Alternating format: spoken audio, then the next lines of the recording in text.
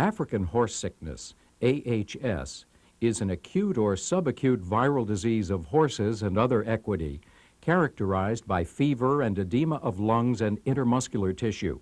It is transmitted by small biting gnats, and it is often fatal. The test animals were inoculated intravenously with a serotype 4 AHS virus isolated in Spain.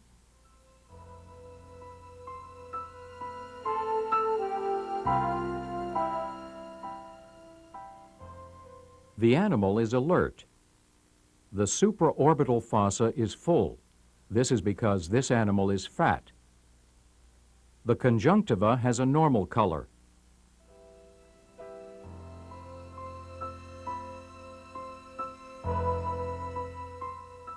The animal appears to be depressed. Respiration is rapid, with flaring of the nostrils, and an obvious abdominal effort. The supraorbital fossa appears about the same as on day 5. The conjunctiva has become reddened, indicating congestion.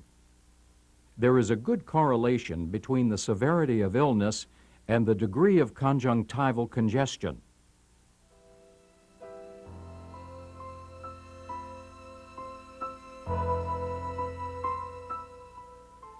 Examination of the horse before necropsy reveals some possible swelling in the supraorbital fossa, but because the animal was fat, the fossa was full before the animal became sick. If there is a possibility of AHS, it is important to reflect the skin over the neck and examine the cervical intermuscular fascia for edema. When the edema is severe, it may appear as subcutaneous edema. In this case, there is no subcutaneous edema. A deep cut is made through the muscles in the neck, and the cut surface is spread so that the intermuscular fascia can be examined for edema. The muscles are then dissected away so that again the intermuscular fascia can be examined. In this case, the glossy, wet yellow intermuscular fascia is caused by edema. After examining the fascia between the muscles on the side of the neck, the fascia along the ligamentum nuchae is examined. The glossy yellow areas are edematous fascia. The edema in this animal is more severe than what is usually seen. When there is extensive intermuscular edema in the neck, intermuscular edema may be found between the muscle bundles along the back and muscles around the head of the femur. AHS does not produce edema in the lower parts of the legs. Inside the abdominal cavity, a few petechiae appear in the mesentery of the large intestine.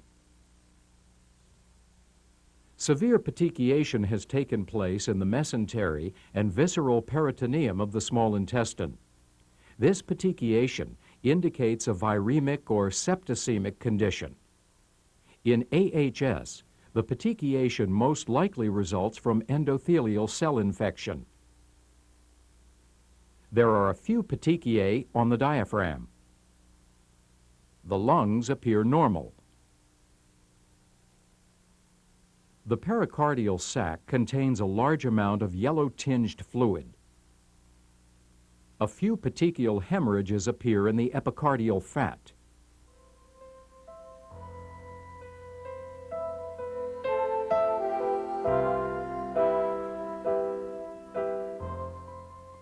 The animal appears alert. The supraorbital fossa appear normal. The conjunctiva has a normal color.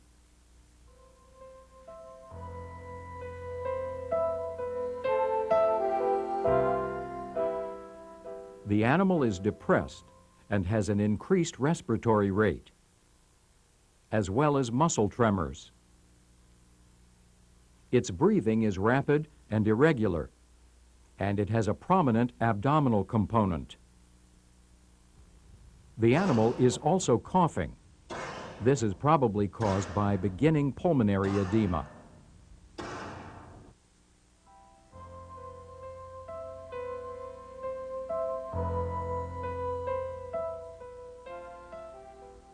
The animal is depressed and weak, with rapid, labored respiration.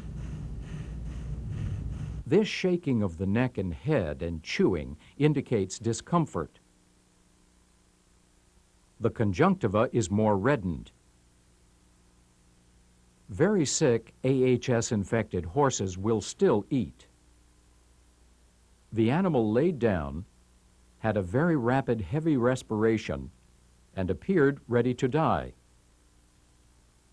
The animal then got up and appeared much improved, but still had a rapid respiration. Respiration is still rapid, with a strong abdominal component. The animal drinks some water.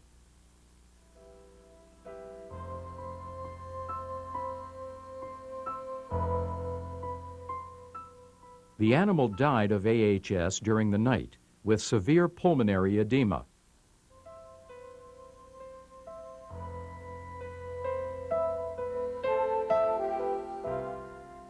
The lungs are very distended, with excessive fluid in the thoracic cavity. The yellow appearance of the lungs, particularly the ventral part, is caused by subpleural edema. The yellowing along the ventral edge of the lung results from subpleural edema. The interlobular septa are prominent because they are distended by edema. The widened edematous interlobular septa are very prominent on the diaphragmatic side of the lungs. This lung is distended and heavy. The pericardial sac is distended because of excessive pericardial fluid. There is severe edema of the fascia around the trachea. The trachea is full of foam, a result of the severe pulmonary edema. Both lungs are uniformly distended. They're very heavy because of the large amount of fluid. There is severe edema around the bronchial lymph node and in the mediastinum.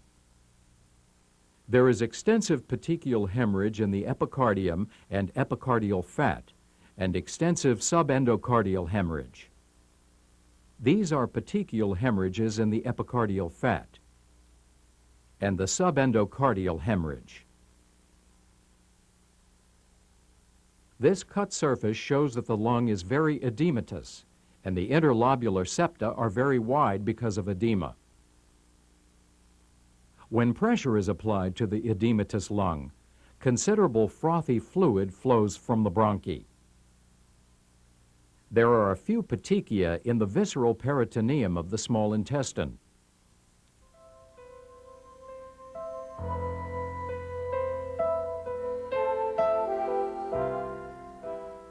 The horse appears alert.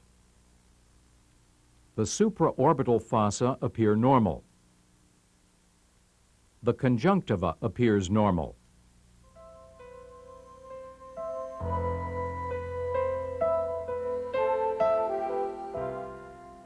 The animal is depressed. Head shaking suggests discomfort. The supraorbital fossa is normal. The animal died during the night. There may be a slight swelling in the supraorbital fossa. A small amount of fascial edema is evident when the neck muscles are cut. This fascial edema is more evident when neck muscles are reflected. Fascial edema is prominent on the shoulder and in the neck, along with considerable edema in the fascia along the ligamentum nuchae. The dorsal parts of the lungs are a little distended, with a moderate increase in fluid in the thoracic cavity. The yellowing of the pleura on the distended part of the lung is suggestive of subpleural edema. The pleura also has subtle petechial hemorrhages. Subpleural petechial hemorrhages appear along the wall of the thorax adjacent to the aorta. The subendocardial petechial hemorrhages are extensive. Subendocardial hemorrhage also appears inside the right ventricle.